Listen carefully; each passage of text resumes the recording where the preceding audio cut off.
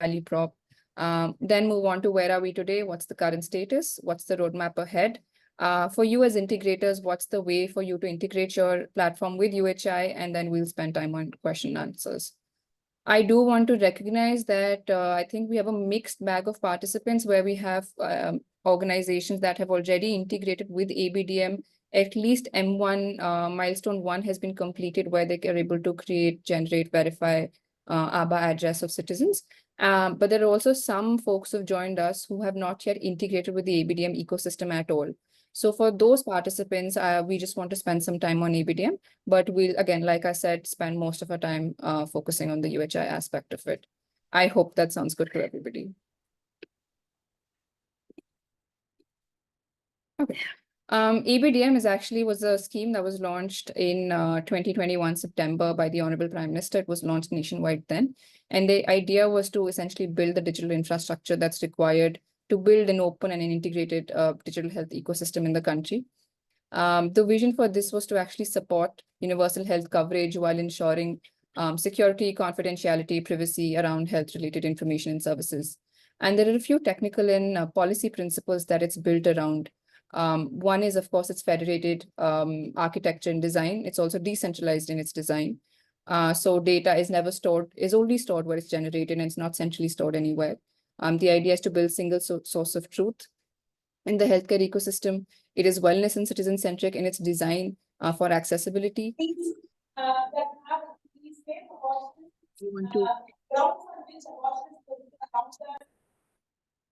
And currently it is voluntary in nature for participation. So whatever adoption that we've seen so far across our registries or even the gateway integrations that we've seen, it's been voluntary in nature and currently is not mandatory.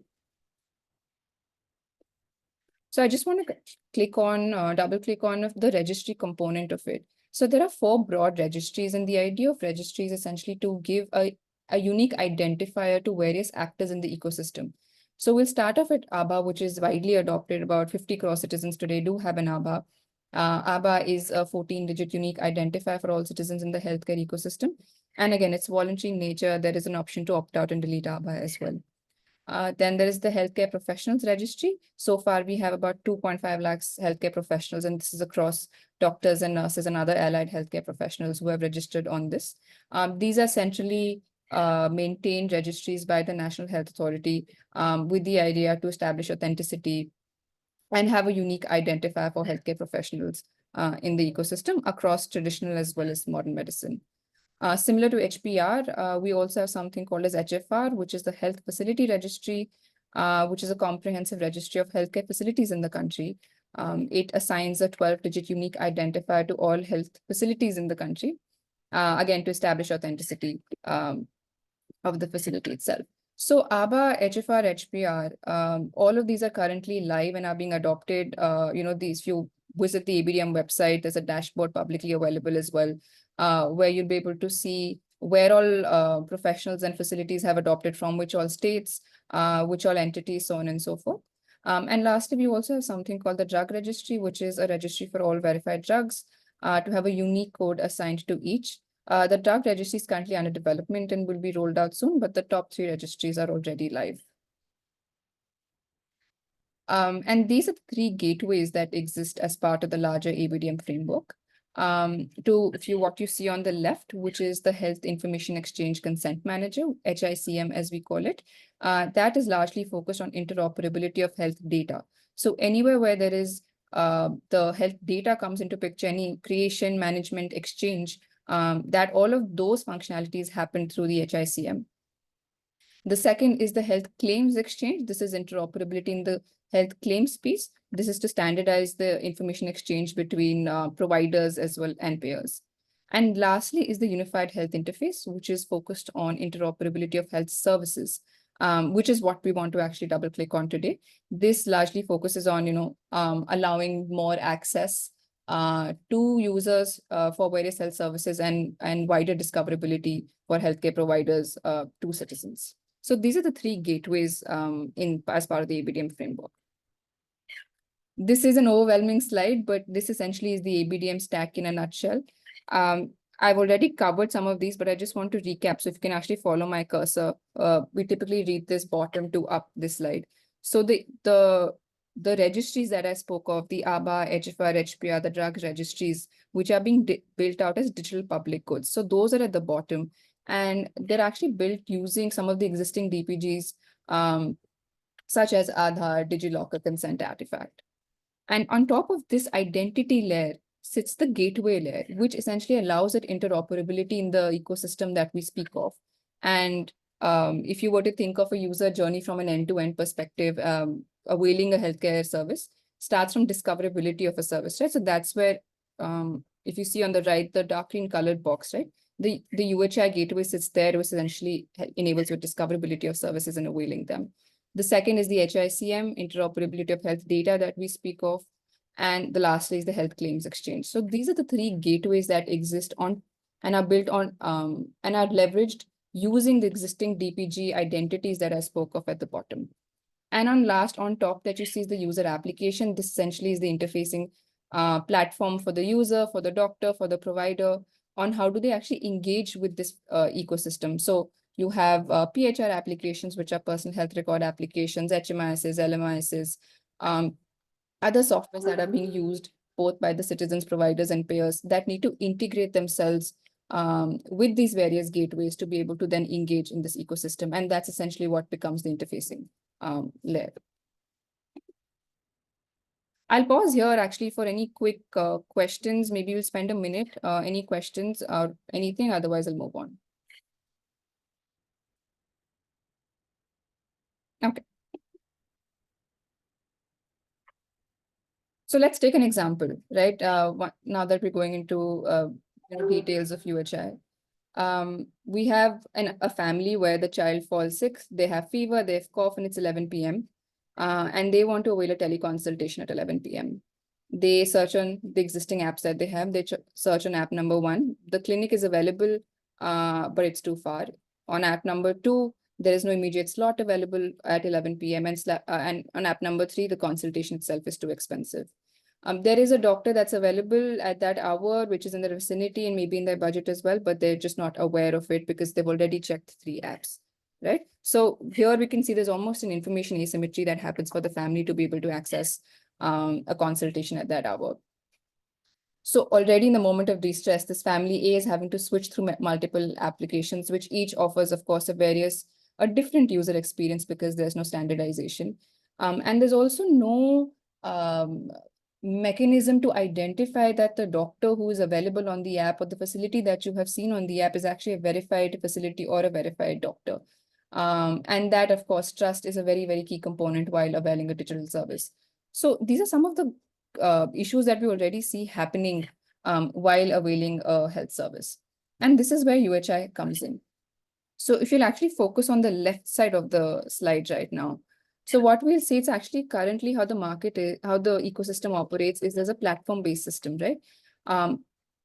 The user, the patient, as well as the healthcare provider, both have to be on the same platform to be able to speak to one another.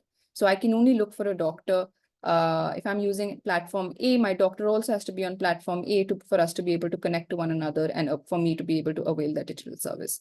And this is true for any service, right? Whether it's a teleconsultation, whether I want to book a physical consultation, I'm looking for a specific drug, if it's available in my vicinity, or even a lab service. So what we're seeing is that where the platform itself is matching the supply and the demand. From there, from a platform and a centralized approach, what we want to move towards is a more decentralized approach. And this is where the concept of an open network comes in, which is what UHI is based on. So what it essentially ensures is that different platforms, whether it's on the user or the citizen side, can talk to any application on the provider side. How this happens is because they're both following something, they're adhering to these open protocols that have been prescribed. So as you can imagine, because it's an open network model, the accessibility to a wider array of services, wider number of doctors, that opens up for the user, and for the provider, of course, they become a lot more discoverable to the large number of citizens. So essentially, it's going to fuel more participation for all entities. I actually want to take a minute and maybe give you a quick demo. So we have one of our partners, two of our partners, Briefcase and Pristine Care, who've actually integrated with UHI currently. And I just want to give you a demo of how that looks like, saying if you are booking an appointment for teleconsultation through a platform such as Briefcase, how would you be able to see doctors that are available on not just Briefcase, but on other platforms as well? So I'm just going to quickly put this with you.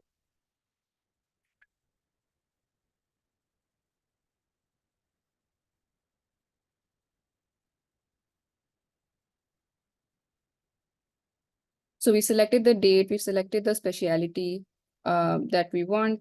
And here, multiple doctors are visible right now from MediBuddy. And you'll also see doctors from Bajaj. So what we're seeing is doctors from two different platforms that are visible on the Briefcase application.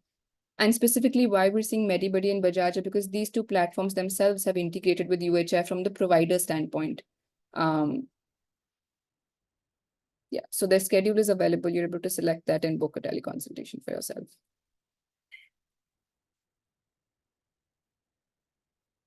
Okay, I'll pause here. So what's the objective of UHI? I think first and foremost is fair service discovery. So as a doctor, as a provider of any health service, if I am eligible and if I can provide that service, I should be able to, I should be as discoverable as possible to all users who would need that service. And as a citizen, I should be able to see all healthcare practitioners who can provide the service that I'm looking for at reasonably. Second is from an entity verification process. If I'm looking for a doctor or facility, I should know that the doctor is a verified professional, the facility is a verified facility. So that building of trust while availing a healthcare service is very, very important. And that's what's possible through UHI, through the use case of having those identities such as HPR and HFR being embedded into the flows. Service interoperability, spoke of this earlier in terms of it's not just about one particular service of teleconsultation or physical consultation, but across different platforms, different services can be discovered as well as accessed. Streamlined service fulfillment, right from your discovery of a service to a fulfillment of the service, the entire journey is streamlined through the entire flows on the network. There's flexible, secure financial settlement. So whatever is the payment rules and the contracts that are set by the provider will be fairly discovered and showcased to the citizens so they can make the best decision they want given the information, the transparent information that's available to them. Post-fulfillment activities, so such as, you've availed a service, it's been completed, but you have any issues, you have grievances, any feedback, that functionality will also be supported by UHI. Easy open protocols, there are open protocols available to everybody to adopt and become part of the network. And platform flexibility, like I said, it is platform agnostic. Any platform can come join UHI and become part of the open network. So the services that would include UHI, but not limited to digital consultation, booking a physical consultation, ambulance service, diagnostics, blood banks, pharmacies, and any other health service that we see currently being transacted online will be part of UHI. Just to do a quick recap of what are some of the value propositions that we see for various stakeholders in the sector. For a doctor facility, of course, easier discoverability from being discovered only on one platform to now you'll be discovered to users across different platforms. So there's a broader patient base as well. There's monetization of services. There's also access to health history of a patient, given this will also engage with the HICM gateway for exchange of health data as well. So, being able to provide better and more customized care as well. For patient is, of course, is a confidence building of being able to identify and select verified providers. There's fair price discovery.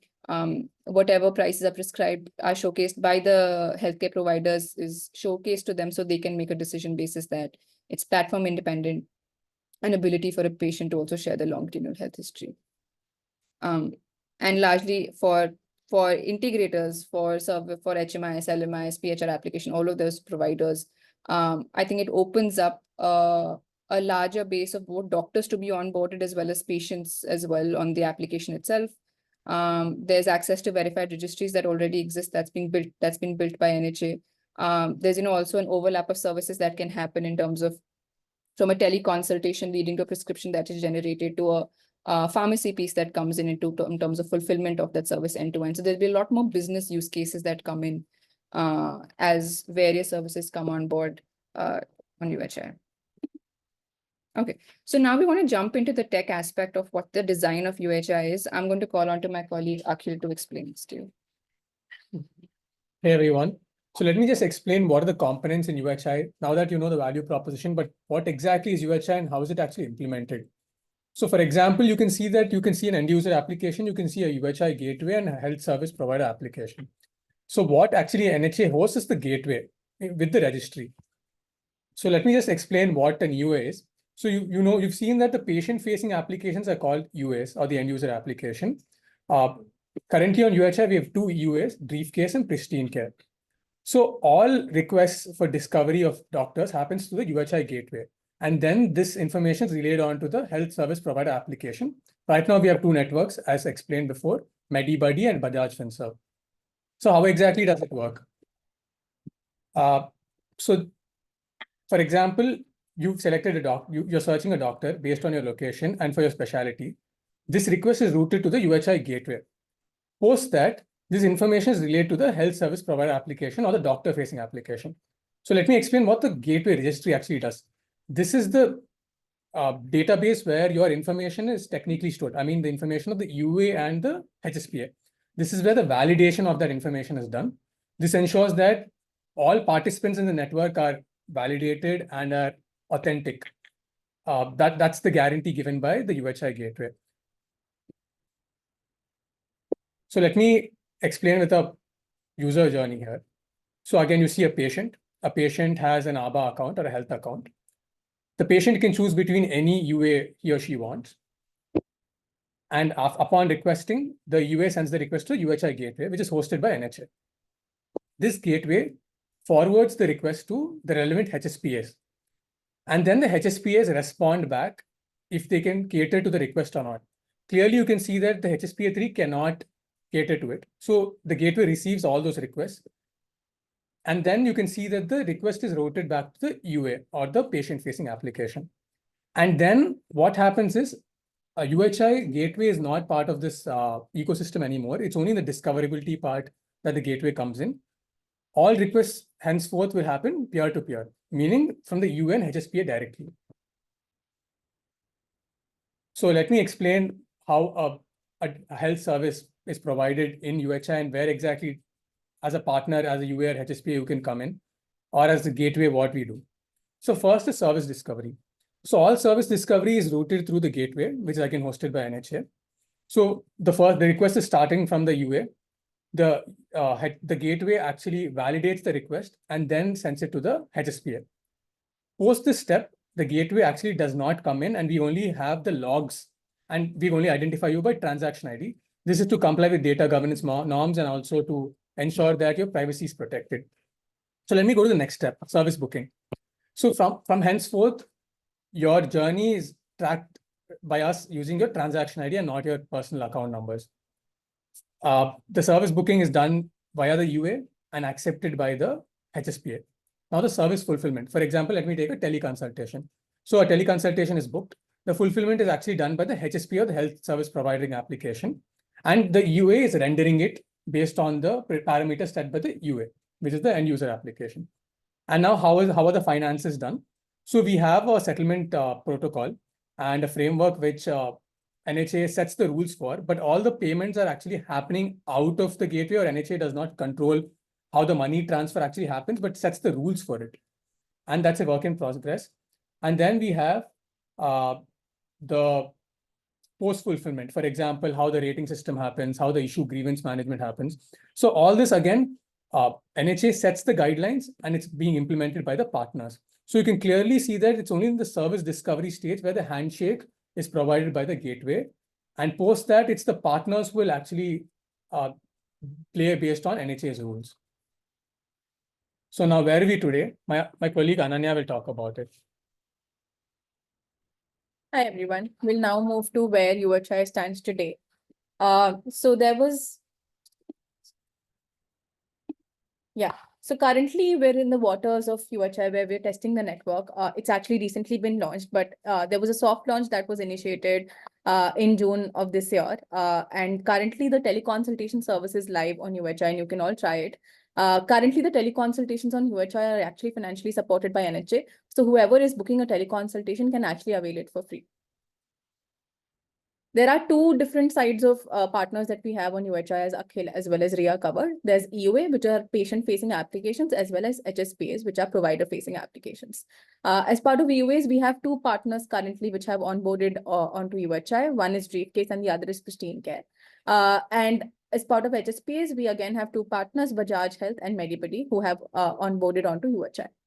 Currently, out of the entire base, 37 doctors have been onboarded, whereas other doctors are being onboarded onto the network. And since June 2023 till I think yesterday, we have done around 7,000 searches and more than 1,000 bookings. As is written, more UAs and HSPs are in the process of getting onboarded onto UHI, and we will also be covering the part of how to get onboarded onto UHI as part of the presentation. Moving on. So since it's launched in December 2023, we're taking multiple initiatives in order to increase its adoption. You would have seen on our social media channels that there's a lot of branding and social media initiatives that are being taken, as well as multiple information sessions and workshops are being organized, such as this one. We've also made the monetary as well as non-monetary incentive live for the partners who have onboarded onto the network. So we have Digital Health Incentive Scheme, DHIS, where both EUAs and HSPs, as well as the facility of the doctor who is fulfilling that particular booking that's happening on the UHI network, will be monetized based on the certain criteria that DHIS already entails. And there are non-monetary incentives where we have programs like Doctor of the Month, EUA of the Month, as well as HSP of the Month with their own incentives.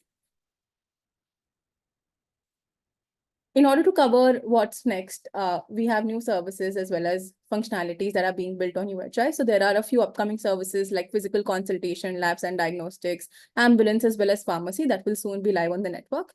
In terms of new functionalities, we have reconciliation and settlement framework, which we call RSP, to settle payments, etc. We're working on that, as well as cancellations and refunds, the entire flow from the patient as well as from the doctor's end. And there's an entire issue and grievance management system that is also something that we're working on. Simultaneously, there's a lot of effort on expansion of the entire network participant pool that we have on the network. So we're getting more and more EUAs as well as HSPs to join the UHI network. I would like to Akhil to cover this part. So now that you understand how UHI actually works and how to avail the service, but how do you actually integrate as a health partner here? So let me go, it's a 5-step process. So the step one, for people who actually know how ABDM works, we have certain milestones called M1, M2, M3. Let me just briefly explain them. M1 means creation, where your application can be used to create an ABA account or a health account, or you can log in using that health account. And then you have the milestone 2, wherein your health record can be linked to your ABA health account. And post that, you have milestone 3, wherein your health record can be shared. So for example, if you want to be part of UHI, if you're an end user application, a patient facing application, you must be M1 integrated or enable login, or ABA health account creation should be possible through your end user application. And then if you're a HSPA, you'll have to be an M2 integrated account so that your as a doctor, you can actually link your records via your HSPA. Post that, you can choose which role you would like to play.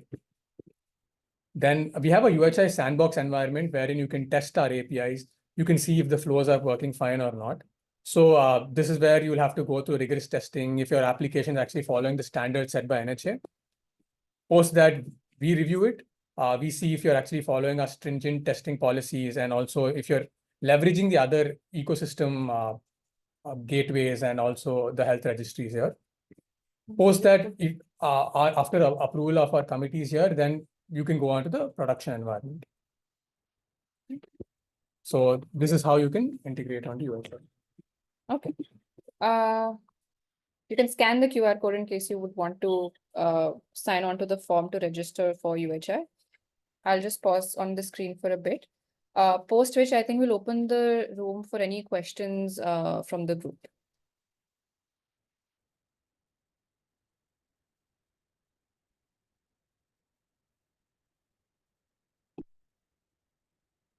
Okay, I'm going to stop sharing the screen at this point. Okay. If folks have questions, please feel free to put it on chat, raise your hands, and we can take them up one by one. We can call onto your name, and we can start addressing those questions.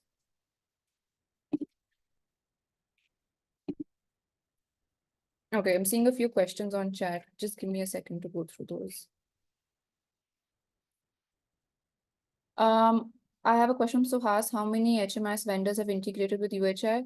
Suhas, we have two HMIS players which have currently integrated, which is Medibuddy and Bajaj, and there are more which are in pipeline.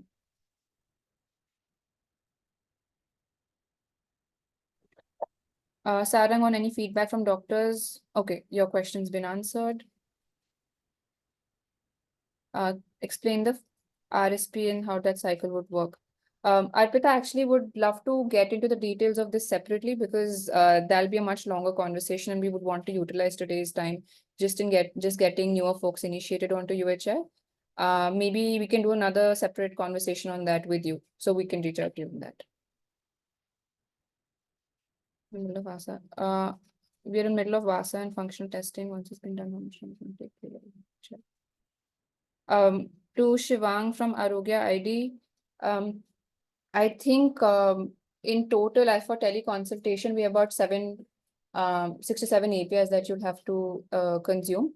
So usually we've seen partners take anywhere from between 2 weeks to 4 weeks, at least on the integration side, and maybe another week or so for any testing purposes. To Mr. Sandeep, our HMIS is already M1, M2, M3 certified. What is next for UHI? Sir, in that case, I would recommend, again, my team will again put down the link for the Google form. If you're already M1 to M3 integrated, would request you sign up on that Google form, which will get you registered on the UHI sandbox, because there's a separate sandbox for UHI integration. The process will be clear to you from that Google form. Vaishnavi, what are all the benefits do we get from UHI after integration? Vaishnavi, I'm assuming that you are speaking from an HMI's HSPA standpoint to get your platform integrated with UHI. I think largely what we've seen is there's been a larger access to more user base. So we've seen user base across different platforms. So currently you may only have a user base that is on your platform that can access the providers on your platform, but coming onto UHI, patients and users from other platforms will also be able to see the doctors on your platform. And if currently you're only working teleconsultation or physical consultation, even other services, there'll be interoperability across different those services that will also be possible for you across the platform, across the network. To register for HCX separately. Yes, HCX registration integration is a completely separate from this. Rahul couldn't find the APIs for UHI integration. Can you please share the link? Sure. Point noted, Rahul, on the starter guide, we will share the link with you, which is working. We'll check on that as well. The APIs will also be, you'll be directed to where the APIs are also hosted.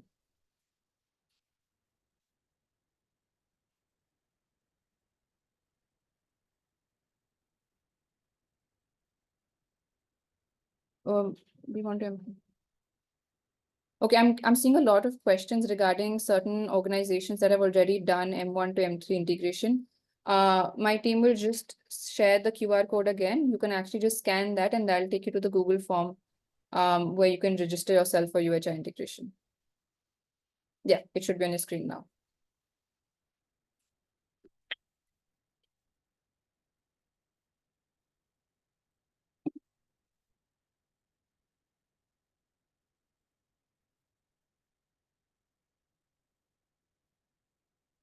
There's a question not on UHI, but ABBA, if it's possible to create multiple ABBAs in a single family account.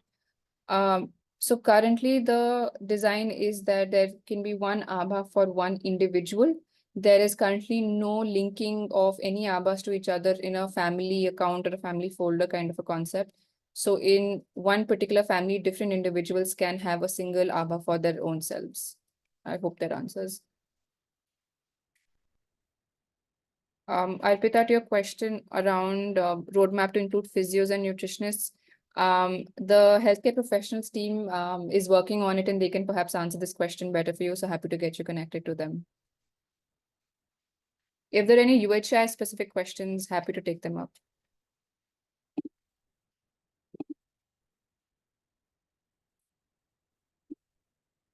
Okay.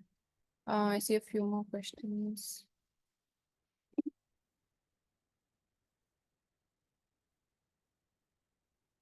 There are regular server issues using scan and share. Again, we'll get you connected to the scan and share team who can provide you more hands-on support for scan and share.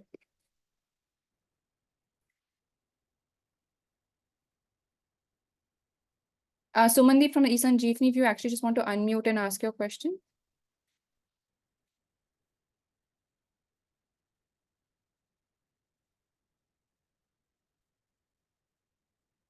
So as I have mentioned, what if the system does not have a traditional appointment scheduling feature, right? So we have a Sanjeevani, e-Sanjeevani system where a patient has to select a hospital and available doctors in that hospital automatically assigned to the particular patient, right? So how can we proceed with UHI integration? Sir, I understood your concern that Sanjeevani is a real-time application and Yes. can't pre-book. That's what you mean. Only doctors who are active. Basically, we don't have any appointment system, right? So UHI mostly based on the appointment system, as we understood, right? So what will be the feasible solution to integrate e-Sanjeevani through UHI, right? So we did think about this. I think we had a few conversations. We can take it forward. Basically, what we want to do is at that particular time when the user searches, we can display that doctor or that facility. But there will have to be a few changes in our flows right now because we've only catered to an appointment-based system. But we're happy to discuss on the modalities. And I think eSanjeevani is a very huge platform that we would like to. Yeah, on the other way, if a doctor is available for a second, but maybe in the next second, right? So it will be allocated to any other patient. So concurrency of assigning the doctors to patients is very high on eSanjeevani, right? So this is also hurdle. Yeah, so I would suggest that we don't go with a doctor-based approach. I think the approach we were thinking was a facility-based, or there's an option for only Exactly. That's the approach we can go forward with. Yes. Yeah, I think this is a slightly different case. So we're happy to set up a one-on-one conversation with eSanjeevani for this. Fine. So please do fill in the form, sir, so that we'll reach out to you personally. Thank you. There's another question from Abhinaya. We've requested for EUA HSPA. It should happen fairly quickly. Abhinaya, if you can let me know which organization's name have you registered under, so we can look into that on priority.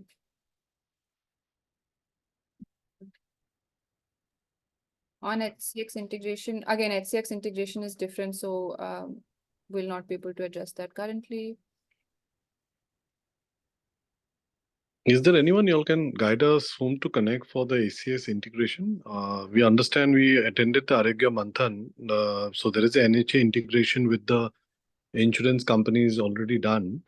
So is there a way where we see a good value, because in most of the metros, the large private hospitals have a high percentage of patients with TPAs.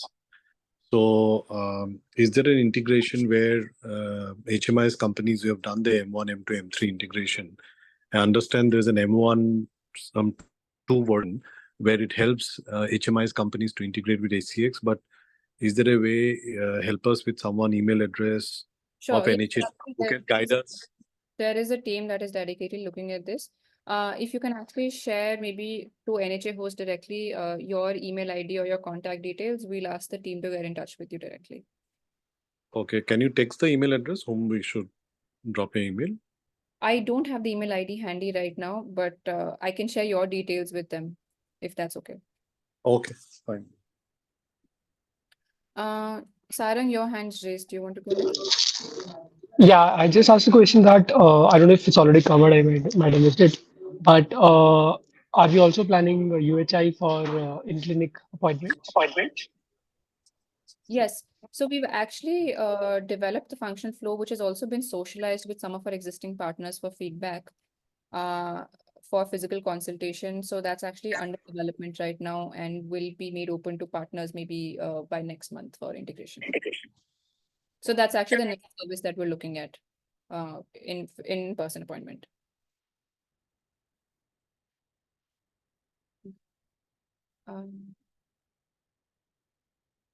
Arpita, are there any guidelines to display the order in which health professionals should be displayed?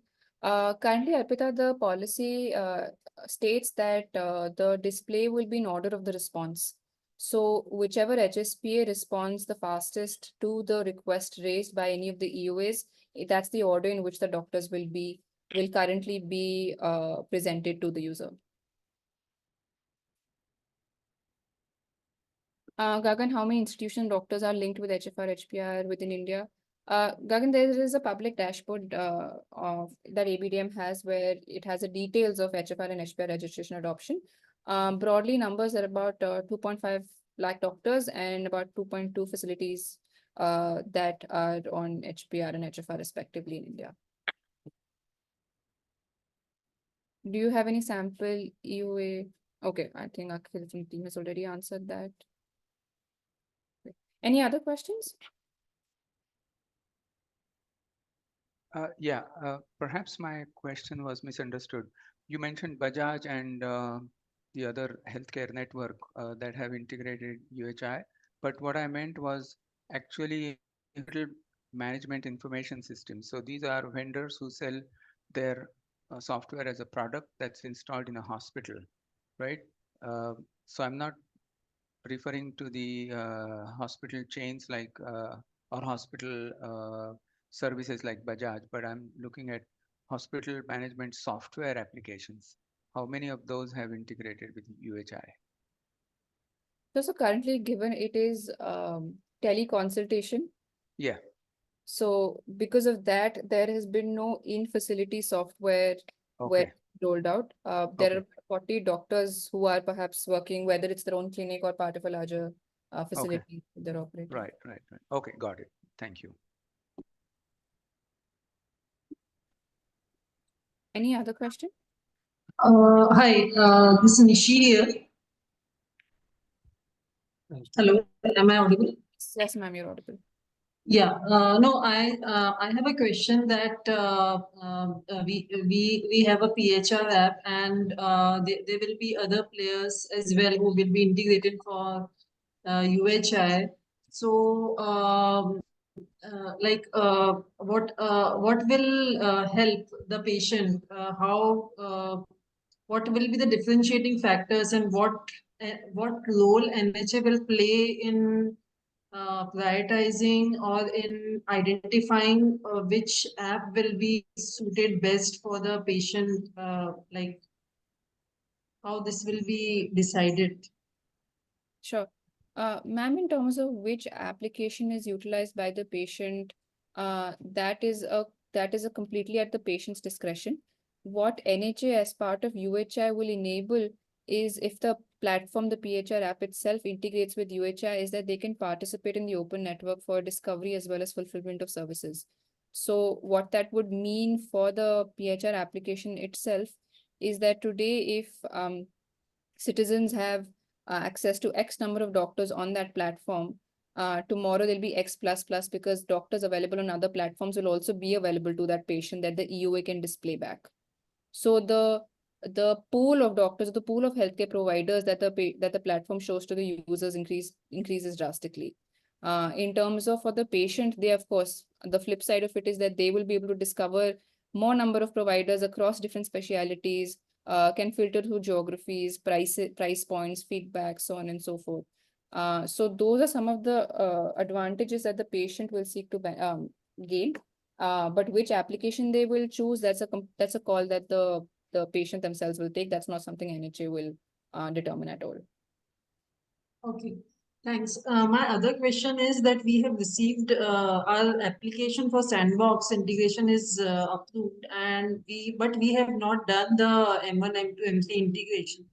So I suppose this is the first step, and then we can go to the UHI integration. Is it so? Ma'am, to integrate with UHI, the prerequisite is to be M1 enabled. So part of the Okay. M1 milestone 1, 2, and 3 as part of the larger ABDM integration, the prerequisite is just M1 enabled. So once you have finished M1 integration, you can then register for also integrating with UHI.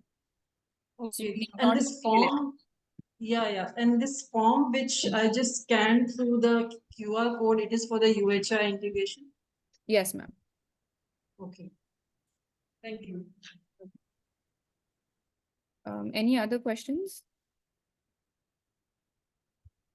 I see a few in the Q&A section. Maybe you can take them live. Okay. I think the first one is roadmap for physio and nutrition. I think that we answered earlier. The second one, is there any means to enhance visibility of a single hospital once it is on UHI? Ma'am, there's a chance that they'll become more discoverable than what they would have been earlier, because now, like, again, wider number of patients have access, can discover them, what the services they offer and at what price point. Can one single hospital be pushed ahead of others? That's not possible, because it runs on a fair assessment and a fair display back of the responses that you get from HSPAs.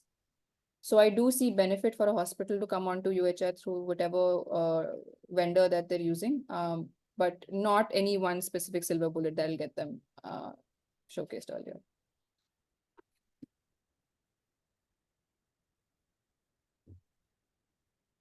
Any other question? Feel free to please unmute yourself and others. There's a question from Naveen, if patients can make Abha ID on Bajaj and Medibuddy, or only doctor can make it. The patient themselves actually have to make their own Abha, so they can make it through Bajaj, Medibuddy, any other platform which is integrated with M1 of ABDM integration. And even the ABDM website itself allows the patient to make their Abha. So no, it's not a doctor's prerogative. The patient themselves will have to create their Abha.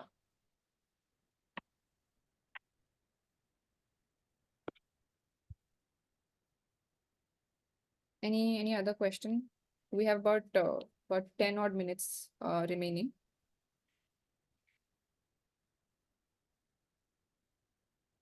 Any questions in terms of understanding of UHI, the value or design of it, any integration process, or even any recommendations on the adoption of it? How do we take it to more solution providers, to more doctors? Anything on that front as well? Happy to get some feedback and inputs from the group.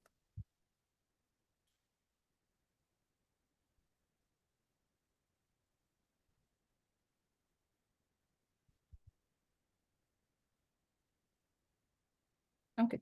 I think we're not receiving any more questions. So, Ananya, Akila, we're good? Yeah. Okay, great. In that case, happy to give time back to everybody. What I will, if you can stop sharing the screen. One more question. Okay, sure. Yes. The process for HMI. Yes, today. Oh, what is the process for an HMI to solution provider to get integrated? I will just go back to that slide. I'll tell you. So for that, you will have to integrate the platform with UHI. Of course, you have to be M1 integrated already. There'll be a form that you will have to fill. It's a Google form, which we already shared a while ago.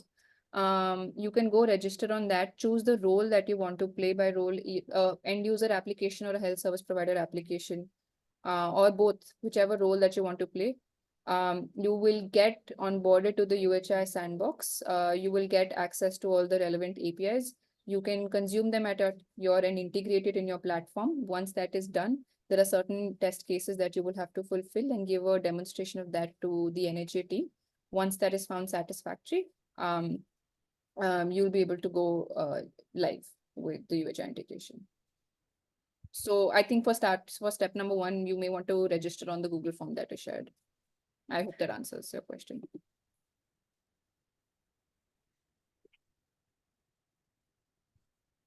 Okay. Okay, great. I think just in terms of recapping for everybody, we are already live with UHI with the teleconsultation service, which is currently actually supported by NHA. So for all teleconsultation service currently offered to users, to patients, is free of cost. and that is being widely advertised to reach out to more users in the country. So would definitely encourage you, if your application is already M1 enabled with ABDM, to register for UHI integration. Because we'll also be rolling out other services, specifically physical consultation very soon, and then eventually moving to diagnostics as well. So you'll be able to avail the benefit of the free teleconsultation and physical consultation for your users as well as for your doctors. And also input into the design elements of the payments as well as grievance management piece of it as that gets rolled out. It's a fairly consultative approach that we take with our partners. So yeah, I think that'll be the last message from our side. So definitely, okay, I think there's just one. Okay, Bijit, I think the team will connect with you. I think there are a couple more questions that have come in to connect with you separately. But for others, thank you so much for joining in. Appreciate it. We'll also just leave our email ID here for you for any questions that you may have for registering and integrating with UHI. So we can also happy to set up one-on-one conversations with you and address any concerns and get you integrated.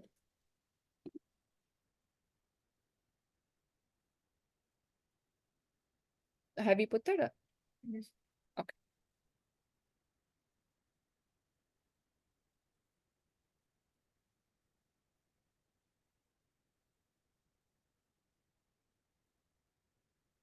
Okay, so there are two email IDs that'll be on the chat. There is abdm.cons17@nha.gov.in and abdm.cons18@nha.gov.in. Feel free to write to both of these email IDs, whether you want to or have any inputs or comments for UHI. Okay, great. Thank you again. Thanks everybody so much for joining.